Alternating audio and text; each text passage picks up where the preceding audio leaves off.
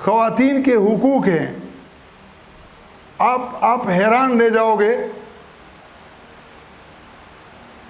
ایران کے اندر متع ہوتا ہے. کیا ہوتا ہے؟ اب عورتوں کے اڈے بنے ہوئے ہیں. جو آدمی جو ہے نا وہ شادی شدہ نہیں ہوتا ہے یا شادی شدہ ہوتا ہے وہاں اپنی جنسی تسکین کر لیتا ہے. تو وہ جو عورتیں ہیں نا ان کی ایران کے اندر وہ حیثیت ہوگی, ان سے کوئی شادی نہیں کرتا جس طریقے سے لاہور کی ہیرا منڈی کی ہے. لیکن لاہور کی جو ہیرا منڈی کے اندر رہنے والی عورتیں ہیں نا ان کے ذہن کے اندر کبھی تو یہ تاثر ہوگا نا کہ یار ہم غلط کام کر رہے ہیں, کبھی توبہ کر لیں گے. یہ فکر وہاں تو مذہب کا لبادہ ہے, انہوں نے تو توبہ بھی نہیں کرنا ہے. اچھا, جو خواتین یہ کام کرتی ہیں وہ کسی مجبوری کے تحت یہاں بھی کرتی ہوں گی وہاں بھی کرتی ہوں گی. سعودیہ کے اندر مسیار کے نام سے تھوڑی لمبی مدت دی ہے تو وہاں کی عورتیں کہیں گی کہ ہم سے تو ایران والی اچھی ہیں. وہ جلدی جلدی کمانے کے چکر کے اندر شور بدل سکتی ہے نا. اب ایک اور جو ہماری تہذیب و تمدن کا وہ ہے, وہ کیا ہے؟ داشتہ یا رکیل. جس کے ساتھ نکاح نہ ہو اس کے ساتھ آپ وہ تعلقات رکھو. لیکن جو متع والوں کی حالت ہے نا یا مسیار والوں کی حالت ہے, وہ جو رکیل ہے یا داشتہ ہے نا وہ خود کو پھر بھی عزت والی محسوس کرتی ہے کہ یار کسی حکمران, کسی تاجر, کسی بڑے آدمی کی میں رکیل ہوں یا داشتہ ہوں. ان سے زیادہ ان کو اپنی عزت لگتی ہے. اگر آپ مغرب کو لے کے آؤ تو مغرب کے اندر جو گرل فرینڈ کا تصور ہے نا وہ ان داشتاؤں سے اور رکیلوں سے اور متع اور مسیار سے وہ کہتے ہیں کہ ہم اچھے ہیں. اب یہاں پر ایک اور طبقہ آئے گا, علماء اور مشائخ. وہ کہیں گے کہ ہم تو نہ رکیل والے ہیں, نہ داشتہ والے ہیں, نہ متع والے ہیں اور نہ مسیار والے ہیں. بڑا کریڈٹ جاتا ہے کہ نہیں؟ لیکن اگر دنیا کے سامنے لونڈی کا تصور رکھا جائے, آج اللہ نہ کرے یہ امریکی ہم پر آ جائیں, ہماری ماؤں کو, ہماری بیٹیوں کو, ہماری بہنوں کو, ہماری بیویوں کو ہم سے اٹھا کر لے جائے اور لونڈی بنا دیں. یہ داشتاؤں کو, رکیلوں کو, متع اور مسیار کو بھول جائیں گے کہ نہیں؟ اچھا, ہم اگر ان کے لیے تصور رکھتے ہیں کہ ہم ان کو بنائیں تو ٹھیک ہے, تو وہ ہمارے لیے کیا تصور اچھا رکھیں گے؟ اللہ تعالیٰ نے قرآن کے اندر فرمایا ہے کہ یہ جو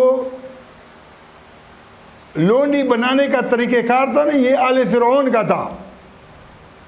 کیا رسول اللہ صلی اللہ علیہ وسلم کو اللہ نے اس لیے مبعوث کیا تھا کہ ہزاروں انبیاء کرام کو, بنی اسرائیل کو لونڈی سے بچانے کے لیے اللہ نے ان میں مبعوث کیے. تو رسول اللہ صلی اللہ علیہ وسلم کو اس لیے مبعوث کیا کہ فرعون تو چلے گئے, اب مسلمان ان کو لونڈی بنائیں. بات سمجھ میں آ رہی ہے؟ اس سے بڑھ کر اور بہت بڑھ کر میاں بیوی چاہتے ہیں کہ ہم صلح کر لیں. منہ سے لفظ طلاق نکل گیا, 3 طلاق جاؤ, اور مولوی اس کو کہتا ہے کہ بھئی کیا ہے, اب اس کا حلالہ نہیں کرو گے تو تمہاری آپس میں آرام کاری ہوگی. وہ بیچارے جو ہے نا جاتے ہیں اور مولوی کے پاس اس کو رات کو چھوڑ آتے ہیں. ان کے اوپر کیا گزرتی ہوگی, کتنی مشکل اس کے اوپر گزرتی ہوگی. حالانکہ قرآن کی جو محکمات آیتیں ہیں اللہ بار بار کہتا ہے کہ عدت میں رجوع کر سکتے ہو, عدت میں رجوع کر سکتے ہو, عدت کی تکمیل پر رجوع کر سکتے ہو. زنا ہے نا, اگر ایک آدمی آنکھ سے کسی کو عورت کو دیکھتا ہے اور بدکاری کی اس کی دیت ہوتی ہے تو یہ آنکھ کا زنا ہے, حدیث میں آتا ہے. ہاتھ کا زنا, پیر کا زنا, اس کی طرف چلنا. لیکن زانی کو حد جاری کرنے کے لیے کتنے گواہوں کی ضرورت ہوتی ہے؟ 4 گواہ کی ضرورت, اور یہ سارے معاملات ہوتے. اچھا, حلالے کے لیے کوئی تصور ہی نہیں ہے یار.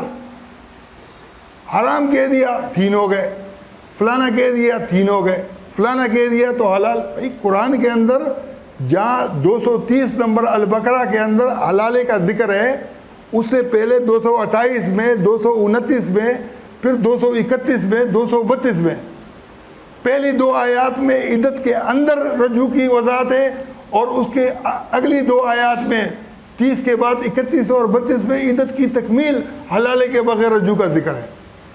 تمہاری سوئی وہاں اٹکی ہوئی ہے. اور لوگوں کو 3 قسم کی جو نا میاں بیوی کے اندر 3 قسم کی بنیاد پر اختلاف طلاق ہوتی ہے. میاں طلاق دے دیتا ہے نا, بیوی نہیں چاہتی, ہوتا ہے کہ نہیں معاشرے میں. دوسری صورت یہ ہے کہ بیوی ضد کرتی ہے کہ مجھے طلاق چاہیے, تو شوہر دے دیتا ہے. تیسری صورت یہ ہے کہ دونوں چاہتے ہیں کہ ہم الگ ہوں. تو پہلی صورت یہ ہے کہ دونوں الگ ہوں باہوش و حواس, اور آپس میں کوئی رابطے کا ذریعہ بھی نہیں چھوڑیں. پورا لکھا ہوا ہے. نور الانوار کی میرے پاس سند ہے, وفاق المدارس کی, بنوری ٹاؤن کی, اس کے اندر یہ لکھا ہوا ہے کہ 230 سے پہلے 229 میں جو لکھا ہوا ہے نا کہ باہوش و حواس جدائی ہونی چاہیے, یہ 230 جس میں حلالے کا ذکر ہے یہ اس صورت سے مشروط ہے. اب جب دونوں میاں بیوی چاہ رہے ہیں کہ ہم نے الگ ہونا ہے, رہنا ہی نہیں ہے, معاشرہ بھی کہتا ہے, اور رہنے کی واپس ملنے کی کوئی صورت بھی نہیں چھوڑتے, تو سوال یہ پیدا نہیں ہوتا ہے کہ صلح کر لیں تو ہو سکتا ہے کہ نہیں ہو سکتا. سوال یہ پیدا ہوتا ہے کہ وہ شوہر جو ہے اس کے باوجود بھی کہ وہ چاہتا نہیں ہے کہ وہ رجوع کر لے, نہ بیوی چاہتی ہے, اس کے باوجود بھی اس کے ذہن کے اندر یہ بات ہوتی ہے کہ اگر محلے کے اندر اس نے کسی سے شادی کی, میری بچوں کی ماں ہے, تو میری ناک کٹ جائے گی. دوستوں میں تو پابندیاں لگاتا ہے. تو اللہ تعالیٰ نے کہا کہ شوہر کو پابندی لگانے کی ضرورت نہیں ہے, اس کو اس کی اجازت نہیں ہے.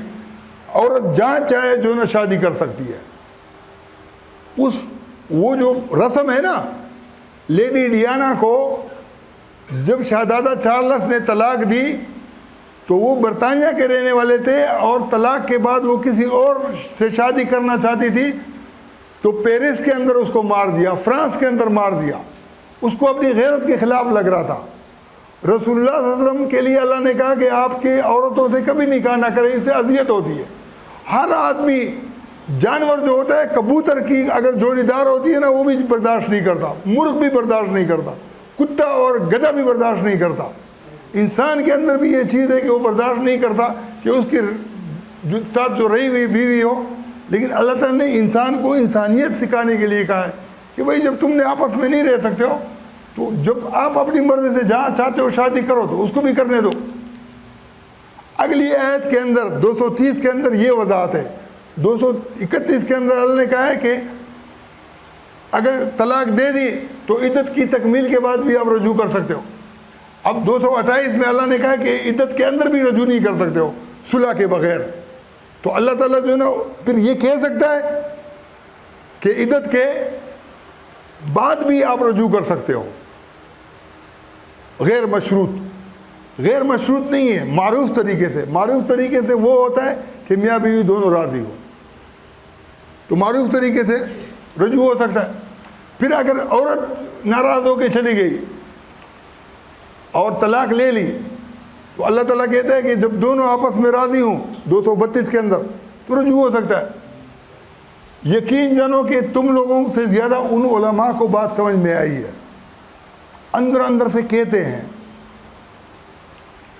ابھی ہمارا ایک ساتھی ڈاکٹر جمال جو ہے نا, حالانکہ یہ شریف لوگ ہیں, دارالعلوم کراچی والے, اس کو پکڑا, اس کو کہا کہ آپ کا گلا دبا دیتے, یہاں مار دیتے ہیں. اس نے کہا کہ یار میرے مارنے سے پیٹنے سے کچھ نہیں ہوگا, جو دلائل ہیں آپ اس کا جواب دو. تو کچھ لوگ وہاں حامی تھے, ان لوگوں نے ان کو چھڑایا.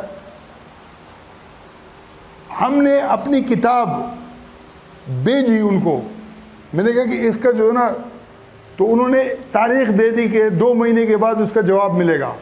2 مہینے گزر گئے, 3 گزر گئے, 4 گزر گئے, 5 گزر, پھر ہم نے چھاپ دیا, جواب نہیں ہے.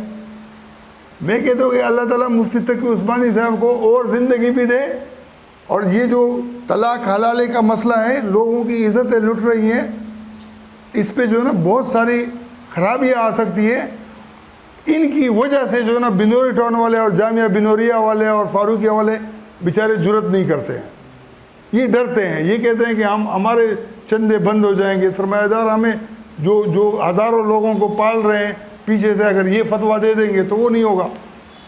ان کی وجہ سے رکا ہوا ہے۔ اللہ تعالیٰ نے یہ زندگی بھی شاید اس لیے دی ہے، اور مجھے امید ہے کہ وہ اس معاملے کے اوپر لوگوں کے سامنے واضح کر دیں گے، اور اللہ ان کو توفیق دے۔ اور یہ ایک ایسا کام ہے کہ میں یہ سمجھتا ہوں کہ یہ امت کو جوڑنے والا کام ہے۔